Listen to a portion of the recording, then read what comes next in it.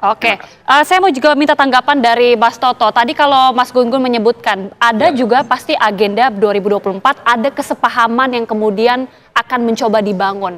Bagaimana kemudian membaca kesepahaman ini? Iya, pertemuan ini kan menjadi ramai karena ada sebuah prakondisi yang terbangun di sebagian kalangan masyarakat. Hipotesanya yang pertama adalah ada keretakan yang terjadi antara pihak istana, misalnya dengan Nasdem, Ya. ketika sekarang berpotensi bergabung dengan dua partai oposisi, memajukan Anies Baswedan. Itu spekulasi dan hipotesa pertama. Hipotesa kedua kan adalah kepercayaan sebagian masyarakat juga Pak Luhut itu punya posisi politik sebagai inner circle Pak Jokowi, sehingga menyebabkan pertemuan antar dua tokoh senior ini tidak ditafsirkan hanya sebatas pertemuan yang berbicara mengenai hal-hal normatif, tapi langsung dikaitkan dengan dua spekulasi tadi. Dan ini yang menurut saya memang menarik ya, ketika pertemuannya terjadi, misalnya tadi TV One mengatakan 3 kali dalam jangka waktu hanya sekitar 3 bulan.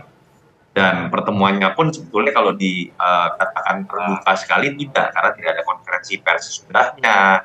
Bahkan kalau mau dikatakan dibocorkan, ya dibocorkan oleh orang yang sama, kalau saya tidak salah oleh Pak Peter Gonta, yang memang dikatakan dekat dengan Pak Luhut, tapi juga bagian dari Partai Nasdem misalnya.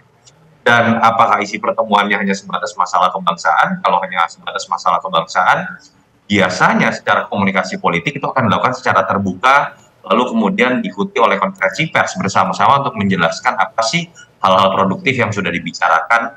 Dan yang kedua tadi kan Mas Sugeng juga sudah mengatakan bahkan ada pertemuan 40 menit empat mata, dan biasanya kesepakatan politik itu atau hal-hal yang sensitif itu terjadi di panggung belakang, bukan yang terjadi di panggung depan. Jadi saya hanya bisa mengatakan tidak salah kalau dari prakondisi dan situasi-situasi yang terjadi sebelumnya, hipotesa-hipotesa yang ada terkait dengan Nasdem dan Pak Luhut, memang orang mengatakan ini ada kaitannya pasti dengan 2024 kah, atau pertarungan politik menuju pencalonan kah, yang kita tidak tahu juga ujungnya seperti apa ya. Tetapi memang saya lebih melihat andai kata pun ada pembicaraan yang terkait dengan situasi politik elektoral atau politik kekuasaan, bukan dalam konteks pencapresan. Karena kalau kita kembali lagi bicara mengenai positioning Pak Luhut di sini, Pak Luhut ini kan bukan ketum partai.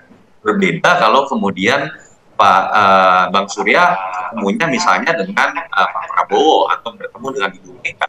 Di situ kita lebih bisa menduga bahwa pembicaraan mengenai politik elektoral akan berbicara mengenai pencapresan. Saya lebih melihat kalau kita percaya bahwa ini adalah dalam kapasitas Pak Luhut sebagai bagian dari inner circle Jokowi, ini adalah bagian dari merangkai kembali tanda kutip ya, keretakan yang minimal timbul di persepsi sebagian publik, tetapi apakah itu sudah berujung pada kesepakatan, kita tidak pernah bisa tahu sampai Bang Surya atau Pak Luhut sendiri yang membuka.